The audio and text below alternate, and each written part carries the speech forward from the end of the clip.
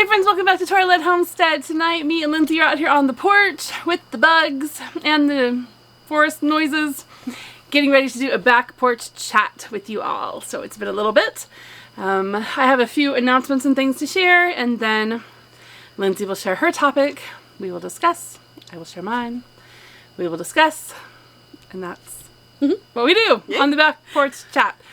We want to do live streams, but we have a small channel, so we're just waiting for the channel to grow up enough for us to be able to do live streams. So this is kind of in a live stream format, not edited or anything, but obviously not really live. So it would really help if you would share our channel, if you would subscribe if you have not yet subscribed, and help us to grow, just because it sounds really fun to do live streams, and that's about the only reason. Alright, so I wanted to start off by telling you guys a little bit about just some news that I have. One thing is that I moved my Etsy shop over to a shop that is now on my blog. So if you go to torah.homestead.com, at the top there's different things for you to explore, and one of them is my online shop. So I have loaded a second clean recipe book in there. I had a bean pot one, and now I have a chicken one also. If you're looking for clean recipe ideas, I have a little bit of beaded jewelry and then some different head coverings. I do have some linen still, but it is selling out fast. And then once we get back from Oregon at the end of June, then I plan to stock it up with some more stuff. Alright, next bit of news. I keep forgetting I'm not editing. It's like, okay, gotta be normal all the time. I am also on Rumble. For those of you who like to watch Rumble or subscribe to Rumble, I'm on there now too, so check me out on Rumble. If you ever lose me on YouTube, if I ever offend them and they kick me off, then that's where you'll be able to find me, hopefully, Rumble. And head covering video. Okay, so when I was at the Torah Sisters Retreat, which I am going to talk about here in a few minutes, I had several ladies ask about the head covering video. They were wanting a tutorial. So I was selling head coverings and just different styles, you know, handkerchief styles and wraps and tickles and all that kind of stuff. And many of you fans and friends asked for a video, a tutorial video. So we are going to do that. We really need to do that really soon, because I promised that we'd have it out right away and we still haven't. So I do apologize. I will get it on the schedule so we can do that. Okay, Torah Sisters Retreat recap. I just wanted to talk a little bit about that. It's been a couple of weeks, so, you know, lots of life has happened since then, but my memories of it. I went up to Michigan for the Torah Sisters Retreat that's put on by Amy Gunther of Torah Sisters Magazine, and I took a whole busload of friends from here in Northwest Arkansas. It was super fun. And I had never been to Michigan, and we had traveled through Illinois and Indiana also, which I had never been to before, so that was pretty fun. Getting to see new places. They all sort of looked like Northwest Arkansas. But when I got to Michigan and it was late at night, I went outside and I was not, you know, sweating and roasting to death, because it's cool in the evenings with no humidity. That's nice. Very low humidity. So That's yeah, nice. it was really nice. Just sad. Yes, yeah, had a good time there. So we stayed, me and my friends stayed in a lodge that they had there. So there were several different options for accommodations that Amy had, and one of them was a 3-person lodge room. And so she, you can give like recommendations of who you'd like to be matched up with, but ultimately Amy decided, and I was matched up with a friend, a local friend, so that was, you know, not, it's not that I had to meet anybody new, but I did actually talk to a couple people who were matched up with people that they, you know, didn't know before the retreat, and said that it was a pretty cool experience to get to meet someone that they may have not otherwise had the opportunity to connect with. So if you have looked at the Torah Sisters Retreat and have been a little concerned about maybe being matched with someone that you don't know, rest assured, everybody that I heard from said that it was a good experience. So yeah, it was really nice. The dorms that we stayed in, actually lodge, we stayed in the lodge. There was dorms also, and the dorms were like a big room that I think had, like accommodations for 12 or something Oh, wow. per room. But ours had accommodations for 6 and then ended up being much smaller than that in my particular room. But they were kind of like hotel rooms. In fact, the whole building was kind of like a hotel. And but it was at a camp, so I don't know. Anyway, I don't know if they built it that way on purpose or if it used to be a hotel. I have no idea. But it was sort of like a, you know, like Holiday Inn or something. And Right. had a pool and a hot tub and all kinds of fun stuff and just a comfortable room. So had a good time there. There were several different workshops. I didn't actually attend any of the workshops because I was kind of helping to oversee the vendor area. And so I stayed in the big area they call the Tabernacle, which is where we had our main sessions. And so that was actually pretty cool because I got to meet a lot of people and a lot of people who were familiar with my channel and a few others that, you know, came into my table and bought stuff, and then they would come back and they'd be like, I know where I've seen you now. I recognize that voice. I've seen your videos or whatever. So that was really fun, actually. I knew that there was going to be a couple people there that I had talked, you know, that watched my channel because I talked to them over email and comments and whatever. Mm-hmm. But I was really actually surprised how many people there were familiar with at least a video or two of mine. And wow, that was just such a blessing to hear so many nice things and just to meet so many sweet people. And one of my goals on this channel is just to build a community of like-minded sisters that can encourage each other and whatever, just learn from each other and kind of iron sharpening iron. And so to meet some of them in person was like, oh, yes, this is exactly what I'm hoping it would be. Awesome. All these wonderful people. So that was fun. And then I got to go to all of the main sessions. And Christy Jordan spoke. She's from Seeking Scriptures, if you're not familiar with her channel. She has like a Facebook group where they go through the scriptures in a year. And she has a YouTube channel also, Christy Jordan. But anyway, she was a main speaker on all of the sessions except for the last one. Then Amy did the last one. And yeah, it was just really encouraging, really fun. But my favorite part was interacting with all of the girls there and just kind of the off time, just conversation and just dinging around time. That's awesome. Yep, it was nice. So that was my Torah Sisters retreat. I'm hoping to go again next year and hopefully take my daughters this time. She had teens from 14 on up were allowed to come, so that would give me 3 teens, or 3, you know, teen and adults next year. So hopefully that you guys can come along with me. So yeah, so we did that. Let's see. Next retreat coming up that I'm aware of is Surge in Texas. That's in August. Ooh. And I don't have a lot of details on that, but I got roped into going with one of my friends, Angela, who is going to be taking some responsibility there. So we're going to go, and it's going to be good. I went to Surge last year in August, and so yeah, it'll be a fun trip. All right. So that's that. And now we are going to get into our topics. So the way we do this is Lynzie will start by sharing a topic that I don't know what she's going to share. It's just like we each have a secret topic, okay? So Lindsay's going to share her secret topic, and then I'm going to kind of be able to give an initial reaction like, wow, you're totally whacked, or hey, that sounds like a great thing, or whatever. Or I can just be like, yeah, I don't really know. Either way, I don't have an opinion. And then she'll just kind of like give her spiel of whatever she wants to say about it, and then we'll switch and I'll do the same thing. Okay. All right, so this topic you probably already know about because it's the only one that's been on my mind, but the whole thing about Antarctica. Okay. So from what I understand, I'm actually new to the topic, so this is kind of a reverse situation going on here. But from what I understand about the theories about Antarctica has to do a lot with the whole flat earth theory. And, you know, I've heard stories of, like, there's a huge ice barrier there that's keeping secrets behind it. Like, you know, I've heard the alien bases, or I've heard, you know, the end of the world, like, drop off, or it could possibly be something that the Father is keeping, you know, safe and away from us that we can't get to, and maybe that's why the government's trying to get into it, all this crazy stuff. I've heard there was an interview by this pilot years ago that said that he went on the other side and he saw stuff.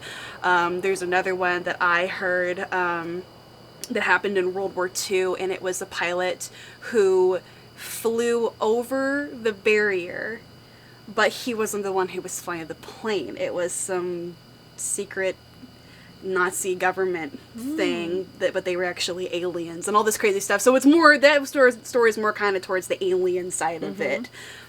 But yeah, I don't know too much about it, but that's what I know, and I'm kind of curious. Curious about Antarctica. Yeah. Antarctica. Antarctica.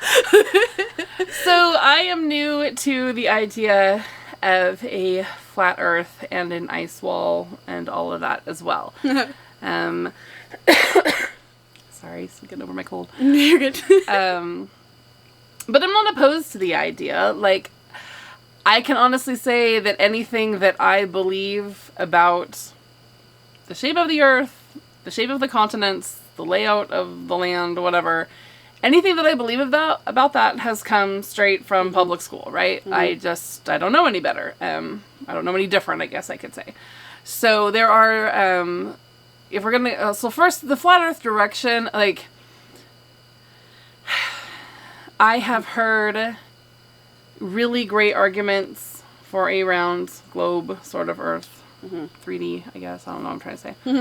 I believe actually that whatever it is, it's round. Whether it's a flat round or it's a like round spherical. Yeah. Yeah. But I've heard good arguments for both. And so I think the one thing that's really clinched it is when I read the Bible with the idea of, hey, I wonder if the Earth could be flat. It seems to me that to say yes, the Earth is flat. Yeah. So that's just, I'm trying to just go back to Scripture, and my scriptural understanding at this point tells me it's flat. Right. Therefore, everything has to look different. And the idea of putting up a protective ice wall so we don't, like, discover the edge of the dome or something like that, right? It seems super Truman Show. Have you seen Truman Show? You should watch. I've heard of it. Yeah, you should watch that. But it's also not implausible, you know? Right. So I think that could totally be a thing. And I think that the Father reveals things as time progresses, right? And the closer we get to the fulfillment of all of his things that he has for us here on Earth and, you know, biblically, whatever, then the closer we get to a better understanding of things. Because, sorry, I feel like I'm going to sneeze. Oh, you're good. Bless you in advance. Thank you. You're welcome.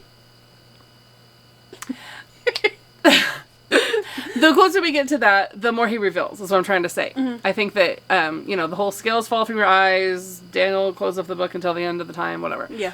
All of that. So I think that to be able to discover that was probably a thing way back in ancient times, that they either knew it was there or they knew how to, you know, they had discovered it or something, and then maybe it got closed off for a time. And so for all of this time, it's sort of been hidden away.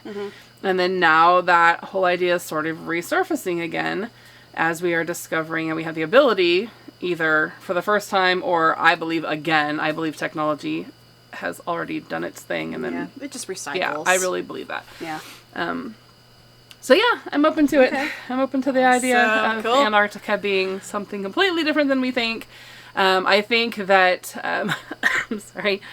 There was the Antarctic Treaty that was signed, and some other just rules about Antarctica that have been made that keep the average explorer from being able to go, right? I definitely think there's all kinds of stuff going on there, but it's not, you know, well known, and it's not, I mean, like, anybody could just hop on a plane and go to, you know, Australia or whatever, but not anybody can go down. Yeah, you can't go commercially there. It's like a top secret type thing. Thing. So why? Right. You know, why is this place off limits? The North isn't off limits. You know, why is this place off limits? And I think it's because there are things there that would seriously mess us up if we knew that they existed. I agree. I remember seeing a picture, I don't know where in the world I saw it, but it was an old map from like the 1600s of, well, it would be before 1600s because it was before Columbus said that the Earth was round. The whole thing. For the longest time, they're all like, the Earth is flat. Why was that the thing for the longest time? Right. You know, until everyone said it was round. But anyways, it was a map, and it was laid out flat, and it was the whole entire Earth.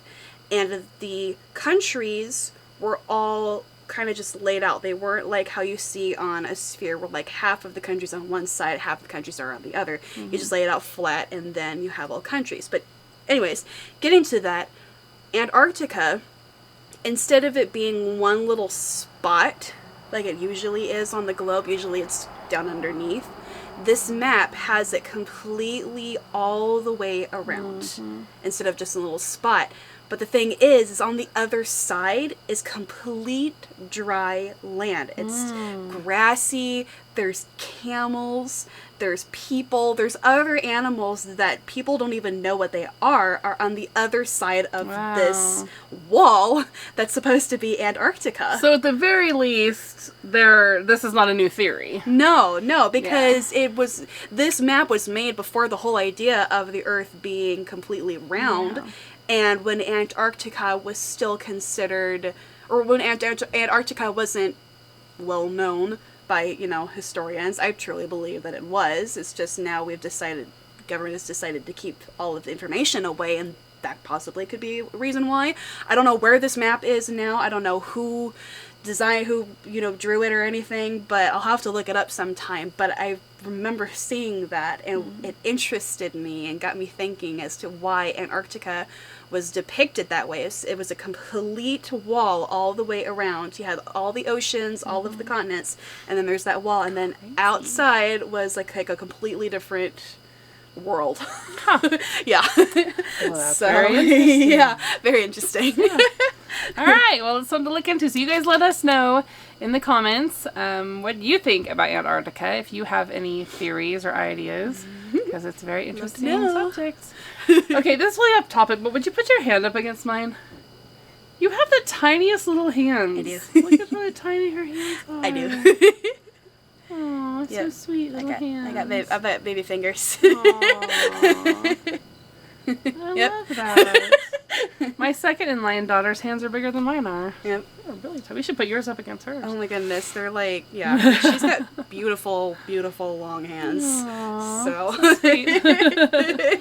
Yeah. Okay, well, my topic isn't as fun because it's kind of depressing. Whatever, I want to hear. I don't know if it's depressing. It's just kind of... Okay, my topic is basically how involved should we be in politics? Do we? So Lynzie has been in the past super patriotic. I can remember lots of 4th of July parades and things where she was all in.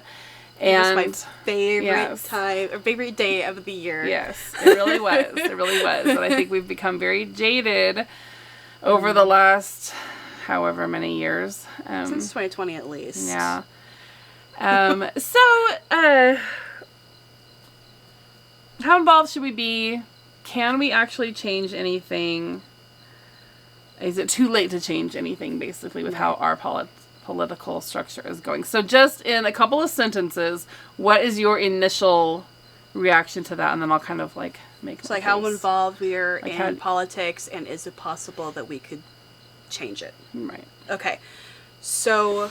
Well, that's going to be really hard in a couple of sentences. Well, I mean, I'm just saying, no, I'm not going to go into my whole thing. Yeah. So, to answer, I guess this is just two questions. So, the first question is how involved we should be in politics. I think it should be a certain extent. Because if we're all into it, I feel like people start to, when you have one political person that has one idea and a different person has a different idea, you can talk in a very kind way to someone to an extent. If you get two passionate people over time, it starts to get very heated and unkind, and you start having people hate each other. So because of that. So I think to an extent, but just don't let it be your whole entire world of politics, because it just messes with you. And I think that's the whole point of politics, is to mess with people, to get one person on one side, to get all the people on one side. Okay. Can we change it? Yes, because throughout all of history, when you have a political thing that happens, people always tend to change it throughout all of history when it comes to governments and stuff. So I agree. I think we can change it. It's just, I think we should think of it in a godly way. How can we change it in a godly way? If we're led by the Father will change it for his good and for our good, rather than us trying to take control of it ourselves. Do you guys know the story of Pollyanna? There's a story about Pollyanna, and they made a Disney movie. Pollyanna played the glad game. And whenever something was negative, she would find a way to turn it around and make it positive. You're welcome. Lynzie owns stock in rose-colored glasses. Everything is beautiful, wonderful. And now I'm gonna crush it! No, I want to hear your side. I have a very dystopian sort of... It's okay. Here's the thing. I don't think the Father ever intended for us to be ruled by humans to begin with. Yeah, I agree. Right? I agree. When we see him giving the law at Sinai, he is like, listen, here's what I want you to do. You do that, you'll be my people, I'll be your God, I'll take care of you, you'll worship me, all will be well. And they're like, yeah, we're on, everything you say, we'll do it, right? That was a covenant there. They didn't need any man or woman leader, human leader, because they had Yahweh. Over time, they decided they didn't like that anymore. Right. And they started asking for kings. And so he's like, you want a king? I'll give you a king, right? And the first king was like super rotten. Yeah. And then, he had mercy and gave them some better kings. Yeah. And then it was bad kings and good kings. And, for the most part, right? One was good, one was bad. It was, but for the most part, it was messy. And it got messier and messier the more they trusted in a human to direct them. And, since then, all nations, and before then, of course, but all nations have been ruled by some kind of everything you do has to have a leader, right? Right. But when Israel was reformed, came back in the 1940s, they also again had the opportunity to make Torah the law of the land and to be ruled by Yahweh and his law. They had the opportunity to make it right, and they didn't. Yeah. And here we are. And so I think that I've gotten to the point where I don't want to be involved in political things. I don't vote anymore. I don't care who's the president, to the extent of, not that I don't care. I mean, right now... It's not the biggest thing to you. Well, what I'm getting at is that I care about what happens. I care about people. I care about the fate of our government and whatever. But from my perspective, it doesn't matter who it is. It's going to be bad. Yeah. Because it's not the way Yahweh designed it. And there's nobody, including my own self or anybody I know, who could do a decent job of, ruling our country in a way that honors the Father. I just don't think that is even possible. So I don't want to vote anybody in because I don't agree with the system to begin with. Right. Okay? Now, I might live on some little cloudy, weirdy plane of existence, because the reality is we do have leaders. And if you're going to vote, if you're going to have a leader, it's better to have a voice and vote in a good one. My problem is I don't see any of them as good. You always get that little meme that comes around and it's like Spurgeon, who I don't even think it was Spurgeon that originally said it, but they have a picture of Spurgeon on there and he's voting choosing the lesser of the two evils is still choosing evil. That's how I feel about it. Because that's what it is. Yeah. That's it. That's exactly what it is. Because if that's not what the Father intended in the first place, then it's not good. It will be... it's going to be lesser than he wanted at the very least. Right. But right now, everything is so corrupt and everything is so dishonest, I can't think of anybody and so I just don't want to vote because I don't want to be responsible for that. Like, I voted for Trump. So sorry. Yeah. I don't, I sorry. mean, I don't, but you know, I don't choose anybody else over him. He's a bad example. Yeah. And they're all bad examples in my opinion. So that's where I'm at. But I really think that the reason for that, though, is that because it's probably too late to change anything. Because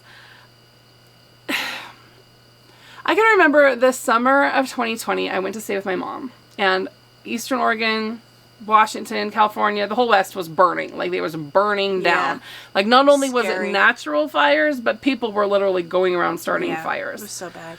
And I remember talking to my mom, and I was like, this is judgment. This isn't just the regular yearly cycle of forest fires. What is going on out here? I just feel this is judgment. And it wasn't just fires, but it was like the beginning of, you know, all the 2020 crud, and then so the beginning of all the stuff that's happened since. And we were just seeing, it's hard for, it might be easier for you to understand, but like for your siblings that are between like 16 and 21, I think it's a little harder for them to see the real changes because they came to a age of understanding right after 2020. I mean, Michael wasn't even 20 years. He was like, what? He graduated in 2020. So he was 18. Yeah. So we had, 18, 17, 15, 13, yeah, you don't get that adult maturity until you start getting, into introduced. Adulthood. Yeah. But so I think that there are people that don't even remember what it was like. I mean, I have a hard time remembering what it was like only 3 years ago. But anyway, I can just remember talking to her about that, and I was like, Mom, I really feel like things have shifted. I feel like there is judgment here. Not that the Father has never judged, because he does give judgment all the time, but there was just a shift in the atmosphere that we are now coming into a time where all of the things that happen are part of the judgment. It's not the coming judgment anymore. It's the right now judgment. Like, it's bad and gonna get badder sort of a thing. And so should we even try to change things, right? Because if the Father's will needs to be done for, Yeshua to return and his millennial reign and all things that have been prophesied to happen, time for them to happen, then things that we do could be standing in the way of that. And so I question, well, maybe I should just not vote, sit back, shut up, keep praying, keep spreading his good news, keep trying to help people get spiritually ready, and make sure my family's spiritually ready, and just start writing it out rather than freaking out over things that can't be changed because it's time for judgment. Does that make sense? Yeah, that makes a lot of sense. And after, you say that, I can. Camera here, come in sorry, lean over. But now you say that, like, my perspective kind of has changed a little bit as you're saying. No, it's not bad because since 2020, again, my patriotic self has kind of gone away, and so I don't pay attention to politics anymore. I used to pay attention all the time to politics, to what, the House was doing, to what the president was doing, everything. And so now I only remember what it was like before, which is, it was still bad. I just didn't see it. But now I see it, and I agree. Like, if we're trying to change it, then we're trying to change what the Father is judging right now, and if we're doing that, then that's taking away from his power, taking away his control over it. I don't want to say that I'm never going to ever try to make any civic difference ever.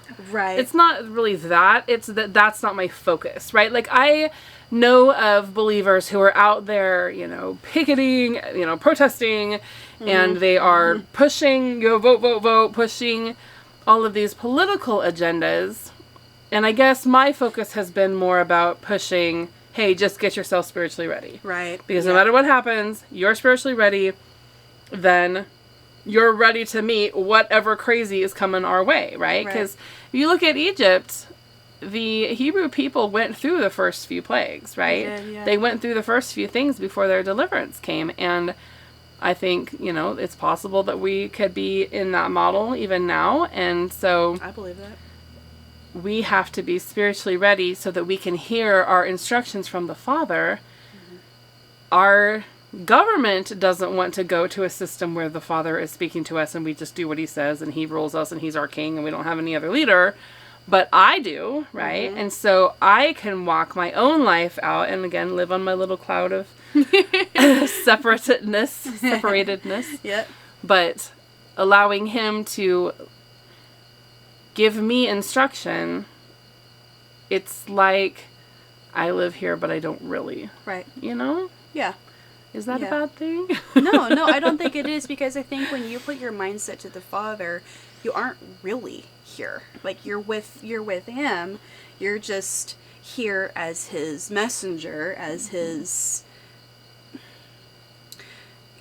I forgot what it's called, but like, you're here to spread, like the Bible says, spread the good news. Like spread representative. Representative. If we're gonna talk politics, representative. You're a representative of the one house up there. Mr. President. You're representing him to the world, and so if you are constantly living in him and with him, then all the job that you have here is just to represent him to the lost. Yeah. Well, I hope that I don't offend. I mean, honestly, anyone I say that, but I don't really care if I offend. But when it comes to politics, it's going to offend if I love anyone. You and you're super nice, I am really sorry. It's okay. I don't want to appear cold. And you know what? Also, it really could be that just as different people called it different things. Like, I might have some people out there that are very... The politics is very important to you, and you very much have your thing that you're standing for, that you feel like you can make a change. Go for it. Like, don't let me discourage you. I definitely do not want to discourage you from something that you feel the Father is passionately calling you to. I think for me, he's telling me stay away. Stay away. Just, live in your little bubble and keep trying to reach people with spiritual messages. Don't focus too much on what's going on in your world. I agree. And it goes back to kind of like, when I answered the first one about how involved we should be, you don't want to be involved in politics because that's not your focus. The focus is of the Father, and that's what I was meaning about being involved to an extent. Mm-hmm. If you want to, go right ahead and do it, but be careful of being going up to a certain point, because then that's where it can get pretty nasty. Well, I think if you don't take the steps correctly. Yeah, I think we can start trusting in man. There's a lot of people out there who.